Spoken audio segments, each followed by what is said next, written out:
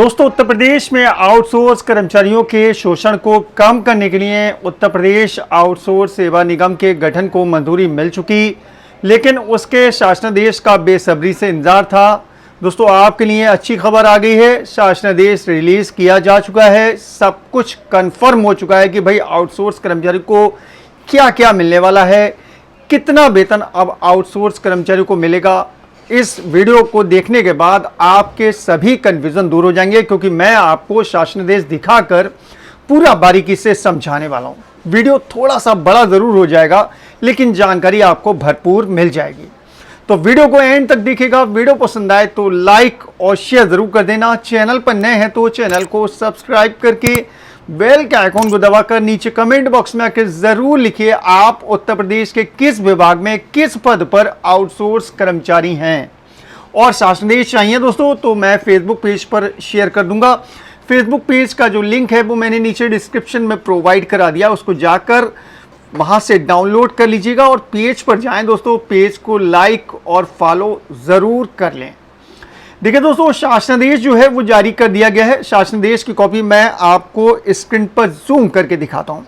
देखिए, आपको दिख रही होगी शासनादेश की कॉपी।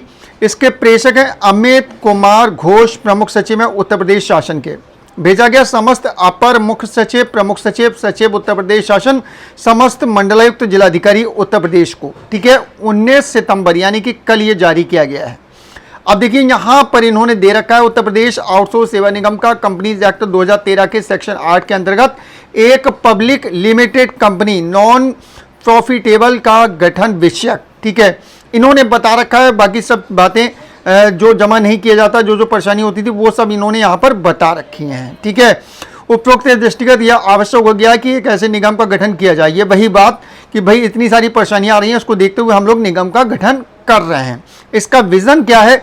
पूरा पारिश्रमिक मिलना, अन्य सुविधाएं सुगमता व समय से उपलब्ध कराना, यह आउटसोर्स कर्मचारियों के लिए। ठीक है, इसीलिए इसका ये गठन किया गया है। उद्देश्य क्या है उसके बारे में इन्होंने बता रखा है। जो मेन चीजें हैं वो मैं आपको बताऊंगा। ठीक है, नीचे की तरफ आएंगे। निगम से लाभ क्या होने वाला? पहला लाभ कर्मचारियों को होने वाला है, विभाग द्वारा कार्मिकों की मांग को निगम द्वारा आउटसोर्स एजेंसी के माध्यम से विभाग को सेवा प्रदान कराया जाना। ठीक है, नंबर 2 पर आउटसोर्स एजेंसियों से कार्मिकों को प्रत्येक माह की 1 से 5 तारीख तक जो उनकी सैलरी है वो दिया जाना, उपलब्ध कराना। ठीक है, नंबर 3 पर कार्मिकों का ईपीएफ तथा ईएसआईसी के खाते खुलवाकर धनराशि उनके खाते में जमा कराना सुनिश्चित करना। ठीक है, नंबर 4 कार्मिकों को ईपीएफ, ईएसआईसी एवं बैंक के अंतर्गत समस्त अनुमन्य सुविधाएं उपलब्ध कराना। नंबर 5 कार्मिकों की कार्यक्षमता दक्षता बढ़ाए जाने हेतु समय समय पर प्रशिक्षण कराना। नंबर 6 पर एसटी, ओबीसी, दिव्यांगजन, महिला, ईडब्ल्यूएस, स्वतंत्रता संग्राम सेनानियों के आश्रित तथा भूतपूर्व सैनिकों इत्यादि को निम्नानुसार आरक्षण व्यवस्था सुनिश्चित करना।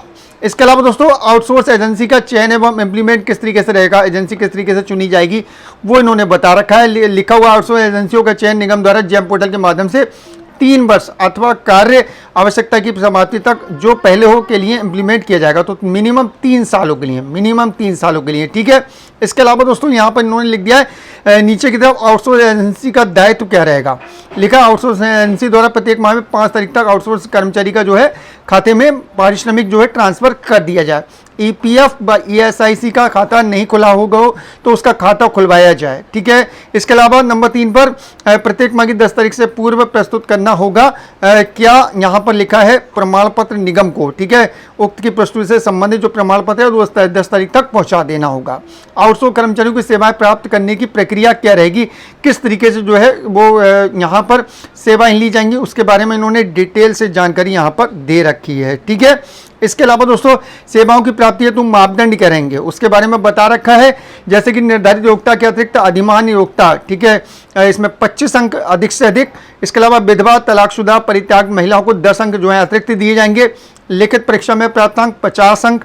ठीक है, स्थानीय निवासी हैं तो 15 अंक। उसके बारे में इन्होंने बता रखा 100 अंक क्या है कुल मिलाकर। ठीक है, प्रत्येक मापदंड हेतु स्वीकार अंकों के निर्धारण हेतु निम्नवत व्यवस्था की गई है, उसके बारे में बता रखा है। जब यहाँ पर भर्ती की जाएगी उसका अंक जो है निर्धारण किस तरीके से किया जाएगा उसके बारे में बता रखा है। निगम का ऑर्गेनाइजेशन स्ट्रक्चर कैसा रहेगा, कौन कौन होगा, उसके बारे में बता रखा है कि भाई निगम जो बनेगा उसमें कौन कौन रहेगा, आप चाहें तो स्क्रीनशॉट ले सकते हैं। ठीक है, बोर्ड ऑफ डायरेक्टर्स में अध्यक्ष होंगे, सचिव होंगे, डायरेक्टर होंगे और डायरेक्टर होंगे। इस तरीके से इन्होंने बता रखा है कितने डायरेक्टर होंगे, कौन कौन होगा वो बता रखा है। इसके अलावा बोर्ड ऑफ डायरेक्टर्स यानी BOD के कार्य एवं अधिकार क्या रहेंगे, क्या क्या कार्य ये सब बोर्ड ऑफ डायरेक्टर करेंगे, उसके बारे में इन्होंने डिटेल से यहाँ पर जानकारी दे रखी है। सलाहकार कमेटी की संरचना किस तरीके से होगी, निगम कार्यालय की संरचना किस तरीके से होगी, वो इन्होंने बता रखा है। ठीक है, नीचे की तरफ इन्होंने बता रखा है संस्थाओं की कमेटी संरचना किस तरीके से होगी, वो बता रखा है। जिला स्तरीय कमेटी की संरचना किस तरीके से होगी, वो बता रखा है। स्थानीय स्तरीय कमेटी की संरचना किस तरीके से होगी, वो बता रखा है। इसके अलावा नीचे की तरफ आएंगे तो इसी के साथ इन्होंने एक और PDF अटैच कर रखा है। श्रेणी के हिसाब से जो कर्मचारी को वेतन दिया जाएगा, सैलरी दी जाएगी, वो कितनी जाएगी। नंबर 1 श्रेणी है। ठीक है, 4 श्रेणियों में इन्होंने डिवाइड किया है कर्मचारियों को। नंबर 1 जो श्रेणी है उसमें 40,000 रुपये रखा गया है। ठीक है, जो पारिश्रमिक है वो 40,000 रुपये रखा गया है। इसमें चिकित्सीय सेवाएं, इसमें अभियंत्रण सेवाएं, इसमें व्याख्यान सेवाएं, इसमें परियोजना प्रबंधन सेवाएं, इसमें लेखा सेवाएं स्तर 1, वास्तुवेद सेवाएं स्तर 1, अनुसंधान सेवाएं वरिष्ठ स्तर और अभियंत्रण सेवाएं 1। ठीक है, इन सभी में जो पारिश्रमिक रखा गया न्यूनतम वो 40,000 रुपये रखा है। कम से कम 40,000 रुपये देना ही होंगे, ज़्यादा और दे सकते हैं, कोई दिक्कत नहीं है। ठीक है, उसके बारे में बता रखा। अब श्रेणी 2 की बात आती है। श्रेणी 2 में कौन कर्मचारी हैं उनके बारे में बता रखा। श्रेणी 2 को 25,000 रुपये न्यूनतम पारिश्रमिक देना होगा, क्लियर कर दिया है। इसमें कौन है, कार्यालय स्तर सेवाएं 2, आशुलिपिक सेवाएं स्तर 2।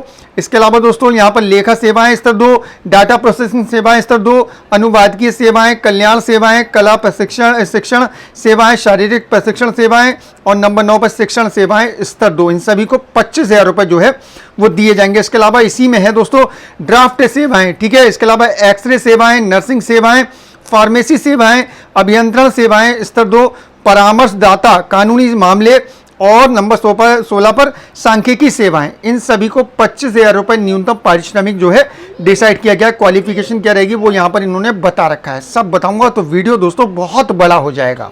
ठीक है, तो श्रेणी 3 में आते हैं जो कर्मचारी, उनको दोस्तों मिनिमम 22,000 रुपये जो है वो पारिश्रमिक दिया जाएगा। 22,000 रुपये क्लियर कर दिया गया है। ठीक है, इसमें कौन है, नंबर 1 पर कार्यालय सेवाएं स्तर 3, आशुलिपिक सेवाएं स्तर 2, टंकण सेवाएं, दूरसंचार सेवाएं, भंडार संबंधी सेवाएं, फोटोग्राफी सेवाएं, डाटा प्रोसेसिंग सेवाएं स्तर 3, नंबर 8 पर पुस्तकालय सेवाएं। इसके अलावा नंबर 9 पर इलेक्ट्रीशियन सेवाएं, नंबर 10 पर यांत्रिकी सेवाएं, नंबर 11 पर फिटर सेवाएं।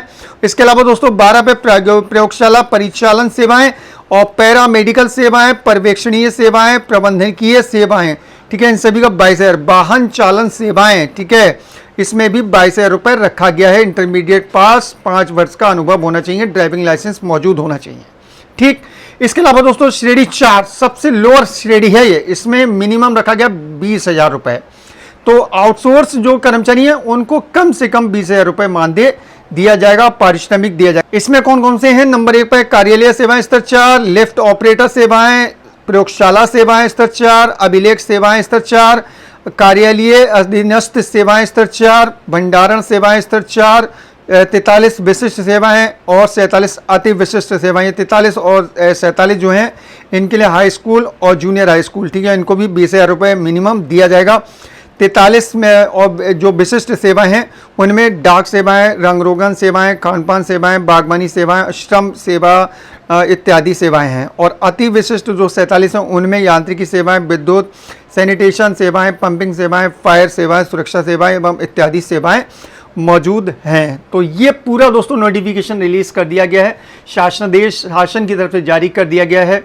सबसे लोअर कर्मचारी जो श्रेणी 4 में आते हैं उनको भी अब मिनिमम 20,000 रुपये जो है पारिश्रमिक तय किया गया है। मुझे लगता है दीपावली से पहले पहले ये लागू भी कर दिया जाएगा, क्योंकि शासनादेश आ गया तो जाहिर सी बात है अब तो लागू होना ही है, बहुत जल्दी लागू होना है। ठीक है, तो मेरे हिसाब से बहुत बढ़िया फैसला दोस्तों। इसमें एक और बड़ा बदलाव हो जाता तो हमारे कर्मचारी और भी खुश हो जाते। वो ये है दोस्तों कि ये जो बीच में कंपनियां लगी हुई हैं ना, इनको हटा दिया जाता।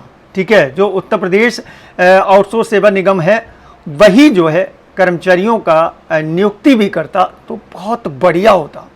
राय आप लोग भी कमेंट बॉक्स में आकर अपनी दीजिएगा। जानकारी पसंद आई हो वीडियो को लाइक और शेयर कर दें। चैनल पर नए हैं तो चैनल को सब्सक्राइब करके बेल के आइकॉन को दबा लें ताकि फ्यूचर में इस तरह का हर अपडेट आपको हमेशा टाइम से मिलता रहे। चलिए दोस्तों, चलता हूँ। अपना ख्याल रखिए, परिवार का ख्याल रखिए। फिर मुलाकात होगी। Thank you.